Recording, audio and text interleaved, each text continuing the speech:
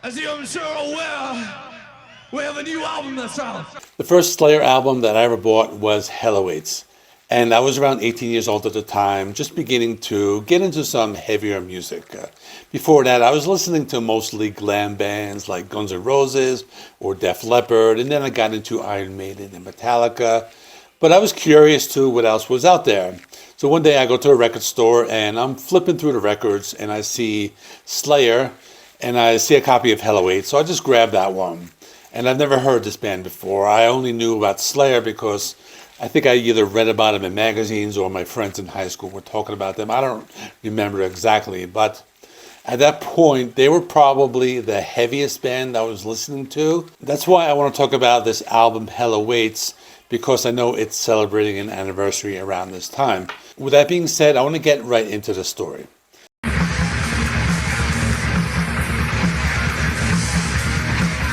The story begins in 1985, and Slayer's getting ready to release their second album, which is the aforementioned Hell Awaits. And they wanted to keep the momentum because their debut album did very well, which is called Show No Mercy. That was released in December 1983 through Metal Blade, and at that time, Show No Mercy was actually Metal Blade's highest selling release. It sold 40,000 copies worldwide. Because of that, their producer, Brian Slagel, wanted to do another album, so Brian Slagel decided to finance a recording budget for this album. And it was a big change for their debut album because the first album was self-financed by the band.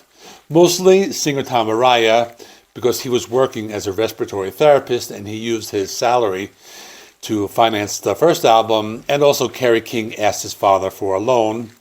But they had an increased budget, and because of that, they can get more staff in the recording studio. That really worked for them. Brian Slagel hired producer Ron Flair, and he'd seen the band perform live, and he enjoyed their performance.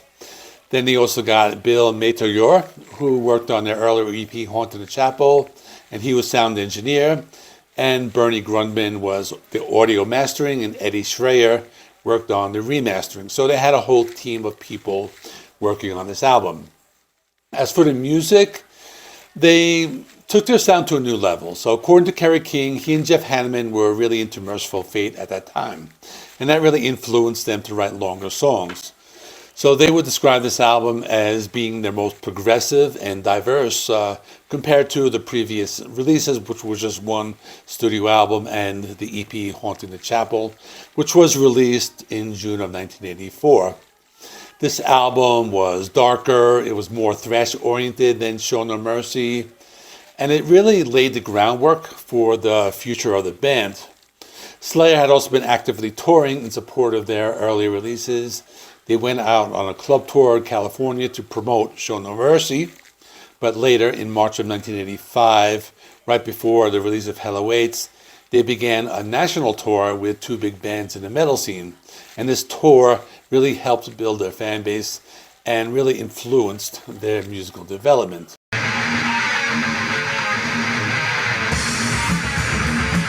The album was recorded at Eldorado Studios in Los Angeles. The recording process included the use of audio effects, most notably in the intro to the title track, Hell Awaits. Opinions on the production quality of Hell Awaits vary. Tom Araya later stated the album had poor production quality by modern standards. He said that nowadays, production-wise, it was so under par, but for what it was at the time, those are amazing records to me. I guess we can go in and redo it, but why ruin it? In contrast, drummer Dave Lombardo said the album was professionally done compared to Show No Mercy. He said that I didn't have to overdub the cymbals, and we had a really good engineer.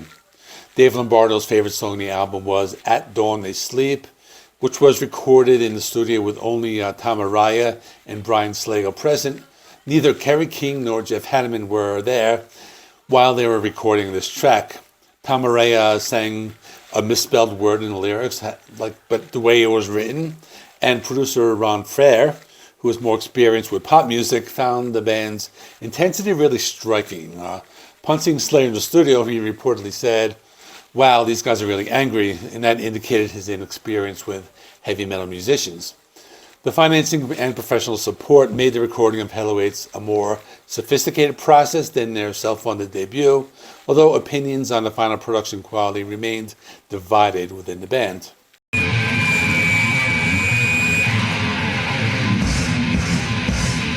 To promote the Hell Awaits album, Slayer went out on the Combat Tour with Venom and Exodus. This national tour began in March 1985, shortly before the album's release in April 1985.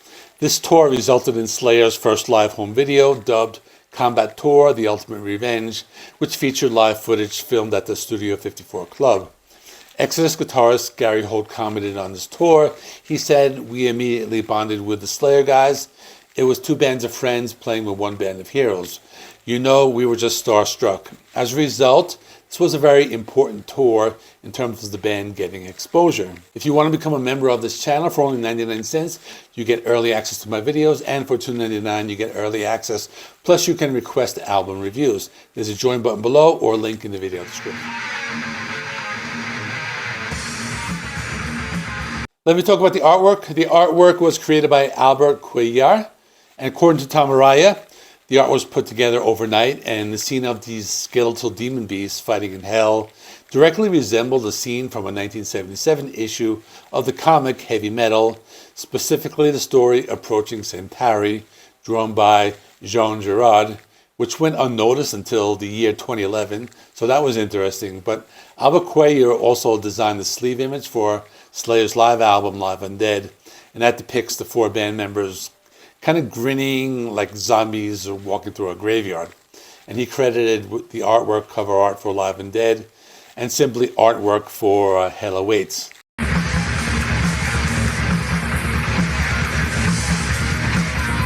Let me talk about the music. You can hear the sound changing compared to the first album. So for example, Hell Awaits expanded on the darkness that they started with their EP Haunting the Chapel. And it's really a notable departure because Show No Mercy was a little more straightforward, but according to the book Legends of Rock Guitar, the musicianship was much better on Hell Awaits. Tom Araya's voice was better, and that made the sound, quote, less like hacks and more like metal fiends. The book also notes that sludgy riffs, which were pure Sabbath, are offset by some of King's and Hanneman's faster solos, giving Slayer's entree into the speed metal realm. In other words, there was a combination of slower, heavier elements alongside these more faster, aggressive parts, which potentially created this more dynamic sound than their debut album. The sound of Hell Awaits has been described as sludgy and amorphous, and that's a contrast with the primitive sound associated with their earlier works, like the first album. Upon its release, Hell Awaits was largely considered to be a significant step forward for the band. It showcased a more developed and extreme sound than their debut. According to AllMusic reviewer Eduardo Rivadilla, Hell Awaits featured varying tempos and dissonant nuances that ultimately paved the way to a wholly distinctive sound on their own. Rivadilla awarded the album 4 out of 5 stars. He said it was incredibly ahead of its time and a mandatory item in the band's remarkable discography. Despite the positive reception and lasting influence, Hell Awaits did not enter any charts upon its initial release. However, it did chart in Germany at number 41 and in the UK rock and metal albums at number 24, both in 2021. The book I was talking about before, called Legends of Rock Guitar, also described the album as a psychotic exploration into the depths of Satanism and physical torture. And this album was also recognized as influential to future extreme metal acts. There were a lot of musicians who commented on this album. For example, Phil Anselmo and drummer Gene Hoglan. They say it was a big influence on them. Phil Anselmo described it as holding every bit of everything to do with heavy music. And the sound of the album was described as sludgy and amorphous. And that was the characteristic that distinguished it from the sharp and clear production of the next album, which would be Rain in Blood. In 1985, Metal Forces magazine had a reader's poll, and they voted Slayer as the best band and the best live band. Hell Awaits was the best album in 1985, and they also said Dave Lombardo was the best drummer at that time. Not only that, the album has lots of killer songs. So for example, the title track, Hell Awaits, This is really significant just because of its intro. It has this reversed recording of a demonic sounding voice. It's repeating "Join us," and then it ends with "Welcome back." The music is described as having one of the greatest intro speed-ups ever and being a very fast, satanic, dark, evil dose of brutality, and instantly raises the intensity of the album. The intro's audio effect is a notable feature of the recording process. The song is also one of the more popular songs from the album, having been covered by several bands, such as Cradle of Filth and Incantation.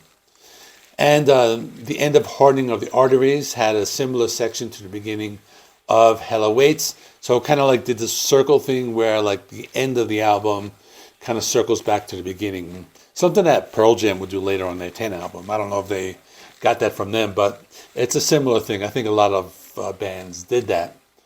I want to talk about another song I like called At Dawn They Sleep. This is drummer Dave Lombardo's favorite song, because according to him, he says it starts kind of slow and grungy, then it features the double bass part at the end. Dimebag Darrell of Pantera also said that that was one of his favorite songs, and he also credited his Slayer for teaching him how to play with guts and aggression. And the song has also been covered by death metal band 6 Feet Under. Another song I like is called Kill Again, probably one of the more popular tracks from Hell Awaits. And this has been covered by another band called Angel Corpse. There's another song, Praise of Death. This is another popular song and covered by another band called Sinister. And Necrophiliac, probably one of the more popular songs from the album, covered by many bands, including Sadistic Intent, Benediction, who I just actually reviewed their album, and Flesh Crawl. If you want to hear my thoughts on their 1988 album, South of Heaven, I did a video on it a few years ago when it celebrated its 35th anniversary. In the meantime, thanks for watching. Please like this video. It helps me with the YouTube algorithm. Please subscribe if you have not already. I do rock and metal reviews, rankings, and more. Thanks for watching. I'll see you in the next one.